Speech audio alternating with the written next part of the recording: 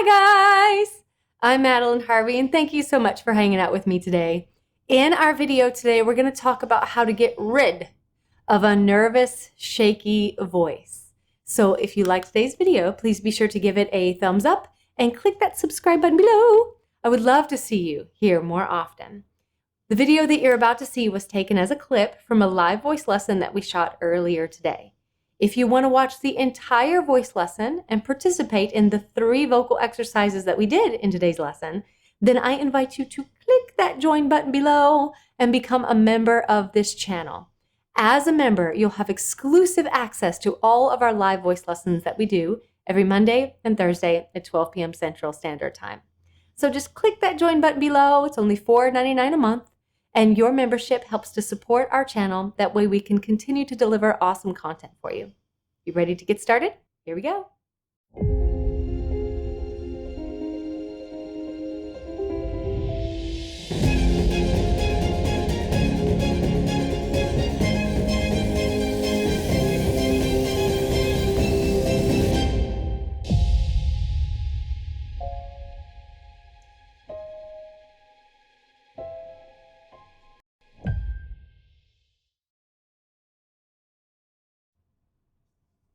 Hi everyone!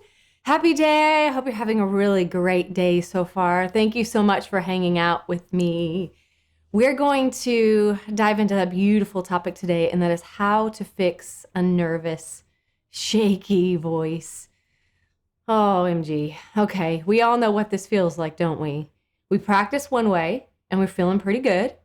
And then the next thing we know, we introduce people in the form of maybe friends and family, or maybe an audition, or maybe a performance, and then all of a sudden, the voice betrays us in this form of shakiness, the shaky wobbliness. So we're going to talk about this from multiple dimensions today. We're going to get into it technically, and then we're going to get into it emotionally. And Mabel's trying to come in, and she can't quite fit. Everybody, Mabel's so poor and pathetic right now. Okay, so yes, thank you so much if you're a new member. I'm so happy to have you here. I'm so distracted by Mabel's cone. I'm so happy to have you here. We do these live voice lessons every Monday and Thursday at 12 p.m. Central Standard Time. I'm so glad if you can join us and be part of our group. We're so happy to have you. So let's just get right into this. Why does the voice shake? Why? I mean, even if you're just talking, why does the voice shake? Feel free to leave what you guys think in the comments. That'll really get this conversation going. We feel when we sing that we have potential. If you're sitting here and even if you're interested in learning about your voice, you know what that potential feels like. Feels like you've got something to say. There's energy. There is, I don't want to use the same word again, but there's potential to that. And we want to be able to express our own potential. We want to feel like we can embody and embrace our own fullness. But when we get in front of people, or even if you're singing in front of yourself, when you're suddenly aware of yourself, there's a lot of nerve endings right here in the center of the body. That's why sometimes when we feel fear, we feel it manifest itself right here. That nervous system, yes, Layla, Aurora, that nervous system kicks up, and it's just that nervous system getting turned up. And all of a sudden that energy is very fast moving, isn't it? Very fast moving. When that energy starts firing off in the center of our body, that is very similar to our fight and flight mechanism. That's an instinctual response. We become suddenly aware. Now, what is the best thing that we can do to help calm those nerves? What do you think? It's so simple. So simple. We just want to be able to turn that nervous system down. And it's important that as we work with our voices, that we give ourselves little what's that called? Exposure therapy. We give ourselves tiny little exposures to this kind of response. That way we can handle it, we can deal with it.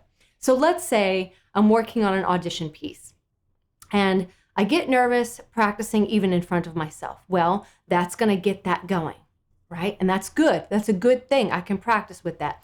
And I can practice with turning that nervous system down. I saw Molly and Lucinda come in. Breathe. Yes. Just breathe. I hate to sound like a musical hook, but yes, just breathe. Your body is in a fight or flight. It wants to literally push or run, right? Hesitate or push, overcompensate. So we've got to just turn that down. We've got to. We can't do anything when our nervous system is turned up like that. Take a minute. Maybe put your hand on your diaphragm, that soft place under the diaphragm. Feel where it feels crazy. It just feels really crazy. And just imagining it slow down. You're just going to turn it down like a volume knob. Very good. Now you may have to do this a whole bunch of times. A whole bunch of times before you can even feel that you can get a handle over that mechanism. But if you're practicing and you're practicing with yourself and that stimulates some of that energy, then take a minute, turn it down. Do not begin your practice until it's turned down.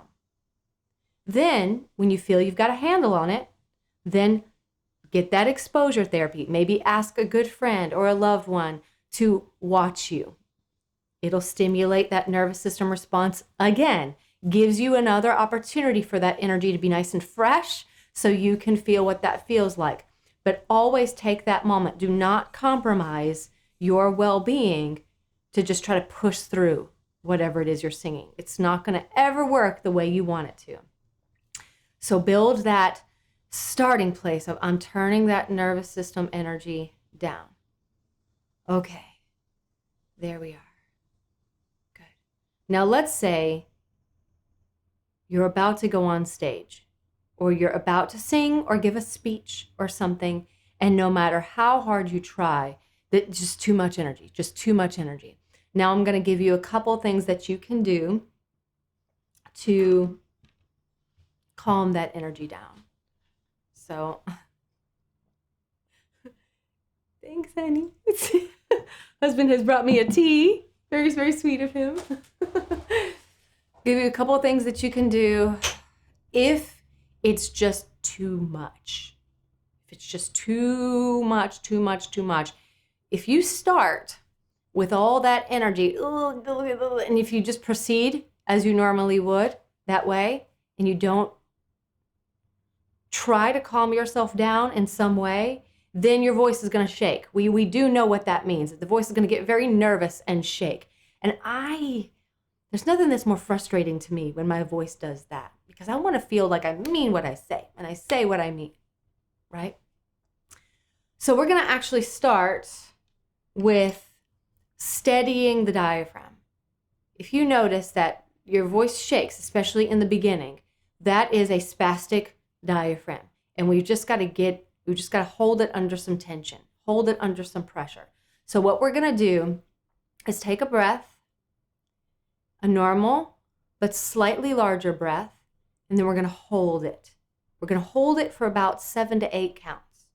This will put your diaphragm in a state of compression, and it will hold it there so it can stop that spazzing, stop that shaking that it's doing.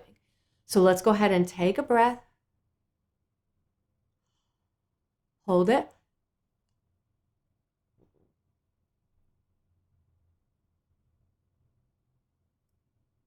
Good. Again.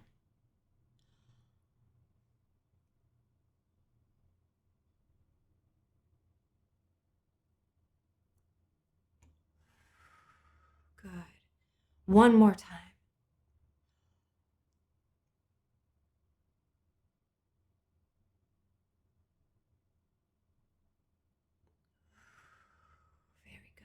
Very good. That will interrupt that freak out signal, and that will keep the diaphragm from freaking out. But I'm going to give you a couple exercises that we're going to do right now that even if your voice doesn't, we can work with it and get it stable. Because let's say maybe your voice is not so much nervous as it is just uneven, and your voice is just wobbling, and you'd like it for it to be a little bit more steady.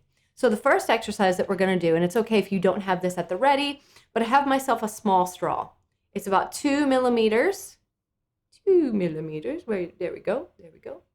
And we're just going to sort of in for 8, out for 8. And we're going to do this for a total of 2 minutes. If you don't have a straw, that's okay. You don't necessarily need one. Just make like you're whistling or that you are slurping a spaghetti noodle. We want inhale and exhale at maximum power. We're going to hold our body under, let me see here. I got to change my metronome a little bit. Okay. Alrighty.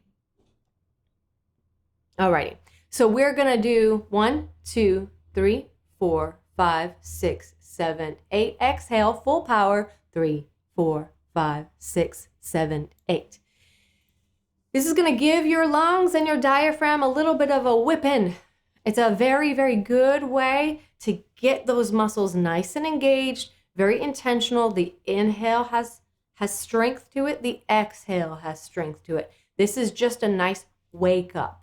Okay, so I've put my metronome at 76 beats per minute. We're going to count. Molly Sanders, love this exercise. Me too. I love it. So we're going to count 8 as we inhale, and then we're going to count 8 as we exhale. Just let that make some noise in the background. I'm going to start my clock. Ready? 2 minutes. Exhale first. Ready? Here we go.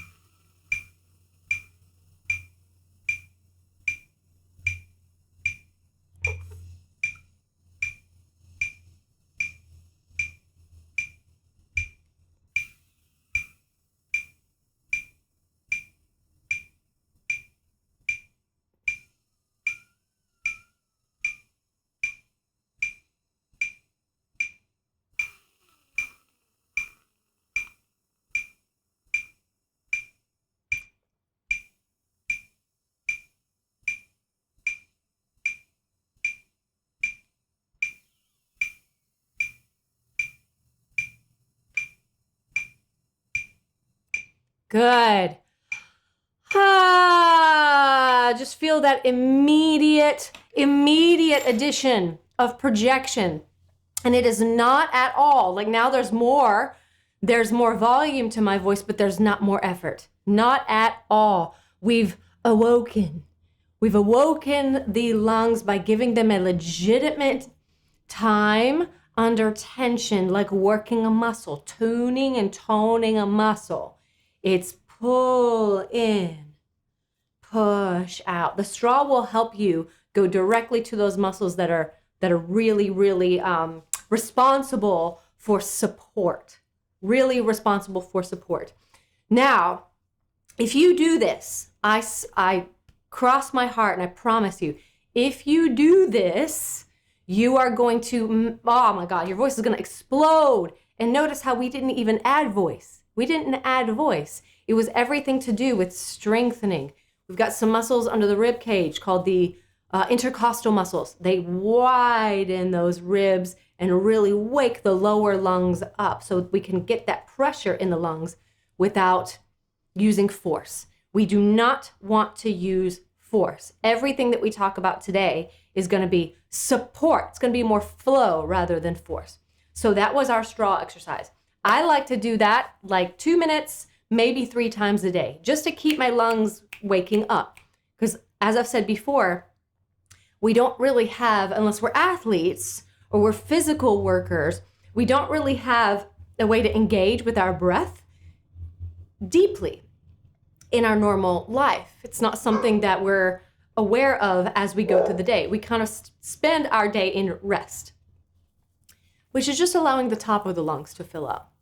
So if that's what we're familiar with, that's the energy that we're going to carry into our singing, and we just cannot get the support that we need by using the top of the lungs. We need to go to the bottom of the lungs. Okay, moving on. This is probably my favorite. I have a lot of favorite exercises, and they're very simple. But now that we've woken up your diaphragmatic muscles, your lungs and your lung muscles, they understand what it feels like to be under pressure and to concentrate that air. That will really get rid of a lot of wobbling. Now, let's take this and add this into resonators.